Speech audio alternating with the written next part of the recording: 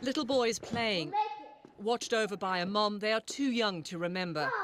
And so it's Kira titled, I Johnson's Remember husband, Mommy. Charles, I hasn't remember stopped mommy. remembering. Days I remember mommy well. He's still grieving, still angry from that night in hospital.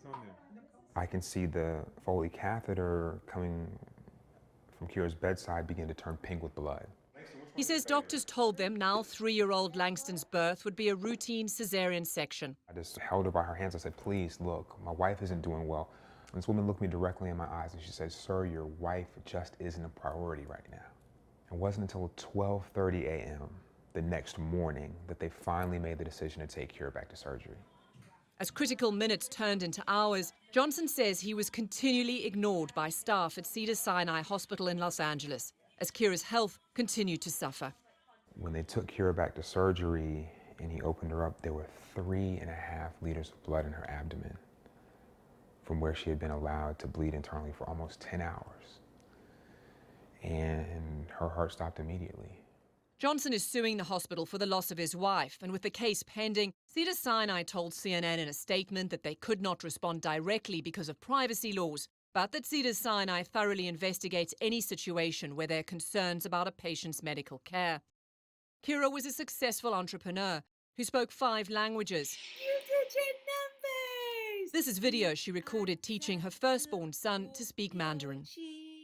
This was a woman who could fly planes and skydive, seemed invincible to her family, which is why her death is so much harder to understand. That's when I started to do the research for myself, and I realized that, oh my gosh, we are in the midst of a maternal mortality crisis that isn't just shameful for American standards, it is shameful on a global scale. The charity Every Mother Counts, which was started by supermodel Christy Turlington, works across the world on maternal health, but also in the US. Because America is the only developed country with a rising death rate for pregnant or new mothers. Approximately 700 women in the US die each year. Globally, the comparison is stark. More mothers die in childbirth in America than they do in Iran, Turkey, or Bosnia-Herzegovina, even Kazakhstan. All have lower maternal death rates. Finally, they took her to the doctor. Lindsay Addario is a Pulitzer Prize-winning war photographer who's documented the deaths of women in childbirth around the world in the same way she tackles a war zone. It's almost more heartbreaking because I think when I go to war, I kind of know what to expect. What she did not expect was to find that her own birthplace, America, was failing pregnant women in some of the same ways that much less developed countries fail their mothers. When I go to the United States, I see, these little scenes of heartbreak. I just can't believe they're happening in my own country. It's almost harder.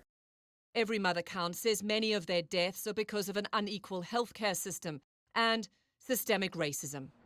Public health experts warn this crisis is not just affecting poor or sick moms, but also healthy, college-educated African-American women. We do know that there may be issues in terms of institutional racism. A well-educated African-American woman with more than a high school education has a 5-fold risk of death compared to a white woman with less than a high school education. There is a failure and a disconnect for the people who are responsible for the lives of these precious women and babies to see them and value them in the same way that they would their daughters, their mothers, their sisters. Now part of an unnecessarily large fraternity of Americans who've lost partners in childbirth, Charles is pushing for policy changes, raising awareness, and trying to hold doctors and hospitals accountable. If I can simply do something to make sure that I send other mothers home with their precious babies, then it's all worth it. And he's raising his sons, teaching them about their mother. What I try and do is just wake up every day, make mommy proud, repeat. When did you get so good? Robin Curnow, CNN, Atlanta. Good job, bud. Y'all did good, man. That was a good grab. I didn't think